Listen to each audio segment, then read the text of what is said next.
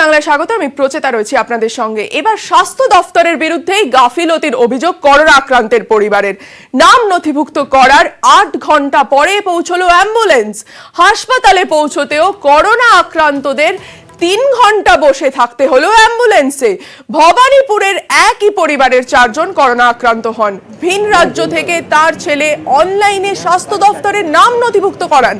অভিযোগ, স্বাস্থ্য ভবন থেকে অ্যাম্বুলেন্স পৌঁছয় প্রায় 8 ঘন্টা পরে। প্রথমে কেপিসি হাসপাতালে নিয়ে যাওয়া হলেও স্বাস্থ্য ভবনের নির্দেশ না থাকায় ভর্তি নেওয়া হয়নি সেখান থেকে মেডিকেল কলেজ হাসপাতালে পৌঁছলেও করোনা আক্রান্তদের প্রায় 3 ঘন্টা অ্যাম্বুলেন্সেই বসিয়ে রাখা হয় বলে অভিযোগ নিয়ে স্বাস্থ্য ভবনের কোনো প্রতিক্রিয়া এখনো মেলেনি।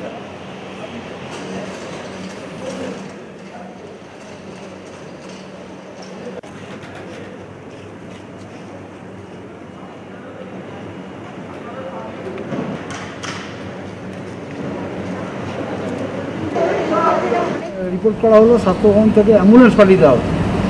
অ্যাম্বুলেন্স পাঠিয়ে দেওয়া হলো প্রায় ধরুন 7টার সময়।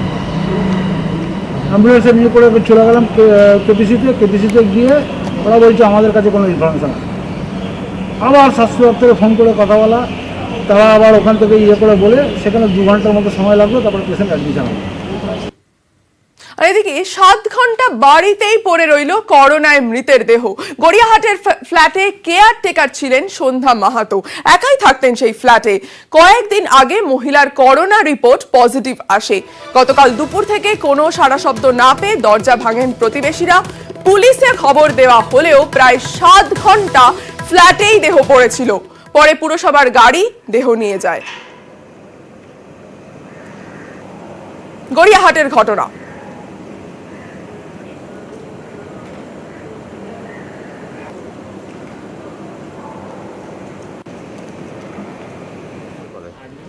কখন? বিকালে। এখন পুলিশ এসে নিয়ে গেল। উনি কি একাই থাকতো? একাই।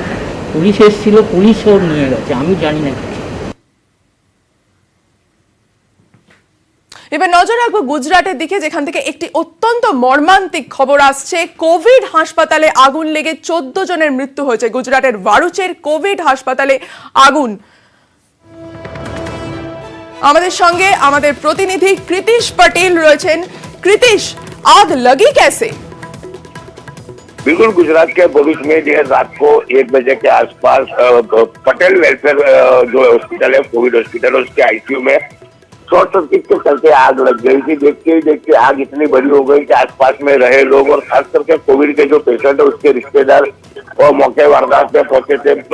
प्रशासन के आला अधिकारी, दमकल की 10 से अधिक गाड़ियां मौके वारदात पे पहुंची थी। सबको वहां से बच्चा के शिफ्टिंग का कार्य चल रहा था। वैसे में 16 लोगों की मौत का आंकड़ा सामने आया। उसमें 2 पैरामेडिकल स्टाफ के कर्मचारी भी है। हालांकि आग के चलते काफी सारे दर्दियों को जो आग की जलन है उसकी इंजरी भी हुई है। जिस तरह से आग लगी उसके चलते पूरे भरूच इलाके में शोक का माहौल है, लोगों में डर का माहौल है। फिलहाल अभी इस मामले में प्रशासन की ओर से तफ्तीश जारी है कि किस तरह से आग लगी और आग में अभी तक कितने लोग इंजर हुए, कितने लोगों की मौत की बात सामने आई है। प्रशासन की ओर से अभी तक 16 लोगों की मौत की पुष्टि की गई है। जी, अभी क्या सिचुएशन है? आग बुझा?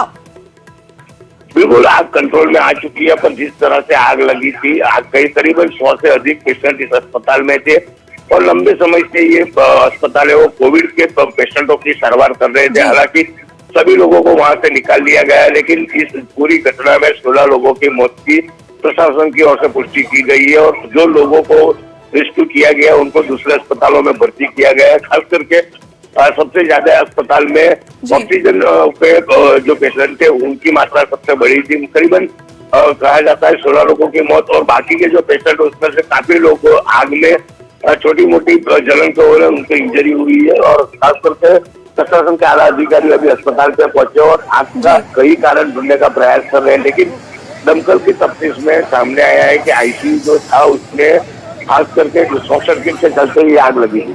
Okay, thank you Kritish.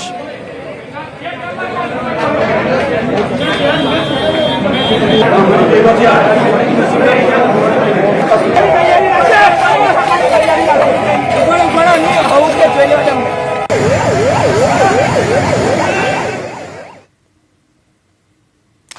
বাঁকুড়ায় বিজেপি নেত্রীকে হুমকি, বাড়িতে হামলা চালানোর অভিযোগ। মহিলা মোর্চার নেত্রী মনিরা বেগমের বাড়িতে বোমাবাজির অভিযোগ তৃণমূলের বিরুদ্ধে। বিজেপি নেত্রীর স্বামী ও তার 8 বছরের মেয়েকেও মারধরের অভিযোগের খবর পাওয়া যাচ্ছে। ভোটে রমজুর কেন্দ্রে বিজেপি এজেন্ট ছিলেন এই মনিরা বেগম। আরো বিস্তারিত জানবো, আমাদের সঙ্গে টেলিফোন লাইনে রয়েছেন আমাদের প্রতিনিধি দেবাশিস। देखो मोरिना बेगम बांकड़ा विधानसभा बांकड़ा अंचल सरकार बुथ एजेंट छिलेन एमनकि 2 নম্বর बांकड़ा 2 নম্বর গ্রাম পঞ্চায়েতের ব্লক প্রেসিডেন্ট মহিলা মোর্চার প্রেসিডেন্ট। এটা অভিযোগ গতকাল সন্ধ্যায় তার বাড়িতে বেশ কয়েকজন হামলা চালায়। তারা মূলত তাদের কেন বুথ এজেন্ট হয়েছিল, কেন এবার বিজেপিকে সাপোর্ট করা হয়, সেই কারণ দেখিয়ে তার বাড়িতে হামলা হয়, মারধর করা হয় মরিনা বেগম ও তার স্বামীকে। এমনকি মারধরের হাত থেকে রক্ষা পায় না 8 বছরের তার সন্তানও। মারধর করে বাড়ি ফিরে চলে যাওয়ার সময় ঘরের ভিতরে 2টি বোমা মারে। এখনো পর্যন্ত এই ঘটনায় কাউকে গ্রেফতার করতে পারেন পুলিশ। অভিযোগের দিক কিন্তু সরাসরি তৃণমূলের থেকে। বেশ, অনেক ধন্যবাদ দেবাশিস।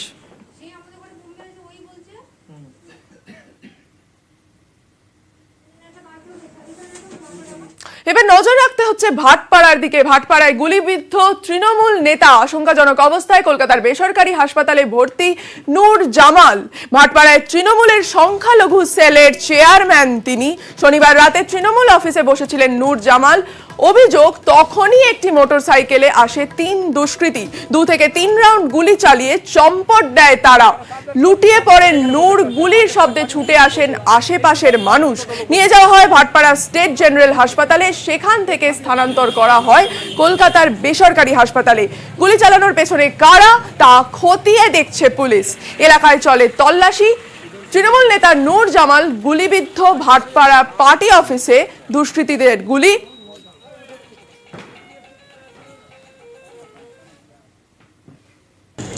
দেখুন, আমাদের তৃণমূল কংগ্রেস মাইনরিটি সেলের চেয়ারম্যান ভাটপাড়া নূরে জামাল আমাদের দলের অনেক পুরনো লিডার। সে নিজের পার্টি অফিসে বসেছিলেন, তারপরে কোনো দুষ্কৃতীরা এসে ওনার উপর গুলি চালায়। এই খবরটা পেয়ে আমরাও এখানে এসেছি। প্রথম গোলঘর হসপিটালে ওনাকে নিয়ে আসা হয়। গোলঘর থেকে ওনাকে রেফার করে দেওয়া হয়েছে। এখন ওনাকে অ্যাপোলো হসপিটাল নিয়ে গেছে। আমরাও ওখানে অ্যাপোলো হসপিটাল যাচ্ছি। মানে দুষ্কৃতী কারা, মানে বাইকে এসেছিল নাকি এটা জানতে পেরেছি? শুনেছি বাইক থেকে এসে গুলি চালিয়েছে। কিস কারণ সে গুলি তো এইটা আমরা তদন্ত চাই। আর যারা এই কাজটা করেছে তাদের ইমিডিয়েটলি অবিলম্বে তাদের অ্যারেস্টে আমরা ডিমান্ড করছি। 4-5টা ছেলে ওই পেশেন্ট সাইড দিয়ে গাছের পাশ দিয়ে গুলি চালিয়েছে। গুলি চালিয়ে ওরা পালিয়েছে। তারা কি বাইকে এসেছিল না হেঁটে? এখানে বাইক ছিল না, কিন্তু শুনলাম যে ওখানে ওই সাইডে 5 নম্বর সাইডিংয়ের কাছে ওখানে বাইকটাকে রেখেছিল, ওরা বাইকে পালিয়েছে। আর একটা ছেলে এদিক দিয়ে পালিয়েছে। सर यहाँ पे दूसरा ये घटना को अंजाम दिया गया इसी इलाके में, क्या आखिर क्या अंजाम देना चाह रहे लोग? देखिए, ये तो समझ के बाहर की बात है। कौन इसके पीछे है, कौन करवाया, क्या मकसद क्या उनका करने का। और ये रमजान के महीना में इस तरह का खून खराबा कोई सोच ही नहीं सकता। इस तरह की बात वो कैसे लोग हैं जो इस तरह की बात कर रहे हैं, वो इस तरह के काम सोच रहे हैं करने के लिए। আহত নূর জামালকে হাসপাতালে দেখতে যান ফিরহাদ হাকিম।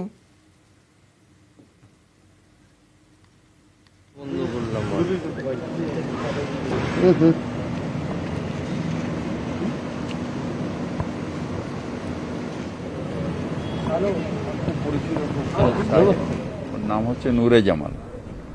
পার্টি অফিসে বসেছিল, হঠাৎ আচমকা এসে শার্প শুটার গুলি চালায়। শোল্ডারে লেগেছে আর একটা মুখে লেগেছে। যখনই ইলেকশন কমিশনের আন্ডারে পুলিশ যায় অদ্ভুতভাবে, তখনই ভাটপাড়া ব্যারাকপুর অঞ্চলে গন্ডগোল হয়। কেন ইলেকশন কমিশনের অপদার্থতার জন্যে মানুষের প্রাণ যাবে কেন? ওখানকার কমিশনারকে সরিয়ে দেওয়া হলো, একে সরিয়ে দেওয়া হলো, তাকে সরিয়ে দেওয়া হলো অ্যাজ পার বিজেপির ইনস্ট্রাকশন। আর গুলিটাও বিজেপির ইনস্ট্রাকশনে গুলি করা হলো। এই ইলেকশন কমিশনের বিজেপির আন্ডারে তাদের মাথা নত কতদিন চলবে? সরকার বদল না হওয়া পর্যন্ত হিংসা বন্ধ হবে না। কাল থেকে গুলি বন্দুকের আওয়াজ কমে যাবে, মন্তব্য বিজেপি রাজ্য সভাপতি দিলীপ ঘোষের। সরকার না পরিবর্তন হওয়া পর্যন্ত এই হিংসা বন্ধ হবে না, সব জায়গায় যেখানে যা যা হচ্ছে। তো সেজন্য কালকের পরে হয়তো গুলি বন্দুকের আওয়াজ কমে যাবে। পঞ্চায়েতে পর ফাইল চুরি, এবার নন্দীগ্রামে গণনার 48 ঘন্টা আগে চুরির ঘটনায় চাঞ্চল্য, বিজেপি তৃণমূল চাপানুতোর তুঙ্গে।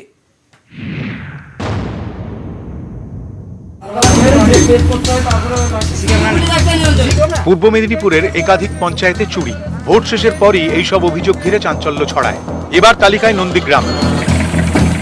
ভোট গণনার 48 ঘন্টা আগে ফের চুরির অভিযোগ। তৃণমূল পরিচালিত নন্দীগ্রাম 2 নম্বর ব্লকের আমদাবাদ পঞ্চায়েত। অভিযোগ পঞ্চায়েত অফিসের তালা ভাঙা ছিল, তারপরেই চুরির বিষয়টি নজরে আসে।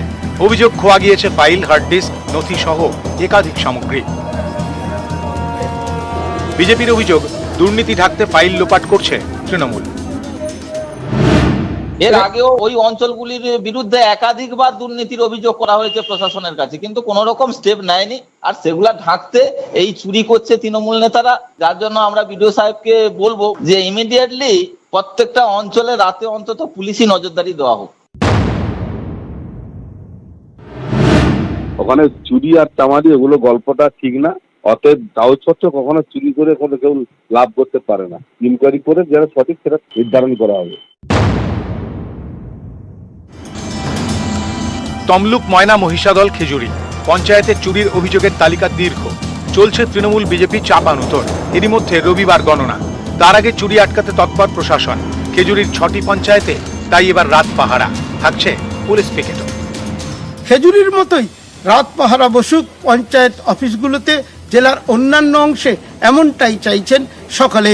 যতদিন না পর্যন্ত আমরা সুষ্ঠুভাবে কারা চুরি করছে বা কিছু করছে সেগুলো ধরতে পারছি, ততদিন পর্যন্ত পুলিশকে বলা হয়েছে যেন আমাদের যে গ্রাম পঞ্চায়েতগুলো আছে তার পাশগুলো ভালোভাবে টহলদারি রাখে এবং নিরাপত্তার ব্যবস্থা করে। তৃণমূল যে পাহাড় প্রমাণ দুর্নীতি করেছে 10 বছরে, আমফান, করোনা, 100 দিনের কাজ, প্রধানমন্ত্রী আবাস যোজনা, কোটি কোটি টাকা নয়ছয় করেছে, সেই সমস্ত তথ্য লোপাট করতেই মূলত এই সমস্ত ঘৃণ্য চক্রান্ত যুক্ত হয়েছে ওরা। আমাদের চক্রান্তের কোনো জায়গা নেই, আমরা তো শাসক দলে আছি। এই তথ্য সমস্ত অনলাইনে তো আছে, আবাস তালিকা তথ্যই বলুন, আমফান ঝড়ের তথ্যই বলুন, আমরা তো বলি বিরোধীরা দেখুক, তারা দেখতে পারেন। আগেই চুরি হয়েছিল একাধিক পঞ্চায়েতে, এবার নন্দীগ্রামে, যা ঘিরেও চাপানুতোর তুঙ্গে। ক্যামেরায় শুভেন্দু কামিলা ও সর্বানন্দ মিশ্রর সঙ্গে সুজিত ভৌমিক, নিউজ 18 বাংলা। প্রত্যেক ভারতবাসী যাতে কোভিড-19 ভ্যাকসিন পান তার জন্য সব ধরনের সাহায্য করতে প্রস্তুত নেটওয়ার্ক 18।